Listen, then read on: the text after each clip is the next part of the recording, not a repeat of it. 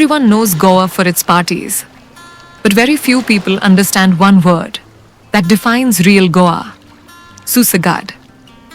A way of life where time slows down and peace comes first. In Goa, people don't rush. They don't chase the clock. Afternoons are quiet. Homes are filled with slow conversations. And life is lived, not hurried. That feeling, that calm, that is Susagad. And this same feeling is found in Goan food.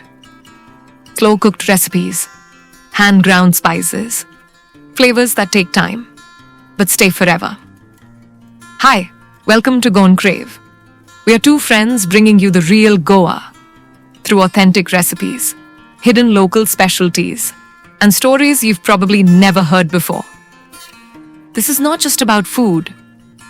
It's about the people, the traditions, the culture, and the little details that make Goa, Goa. If you've ever wanted to feel Goa, not just visit it, then you're in the right place.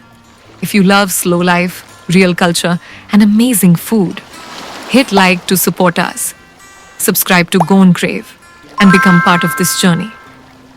Because once you feel Go, you never forget it.